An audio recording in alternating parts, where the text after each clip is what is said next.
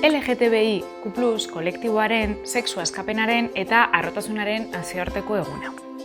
Ekainaren 28 gaur egun LGTBIQ+, hau da, lesbianak, gehiak, transexualak, transgeneroa, bisexualak, intersexualak eta queer.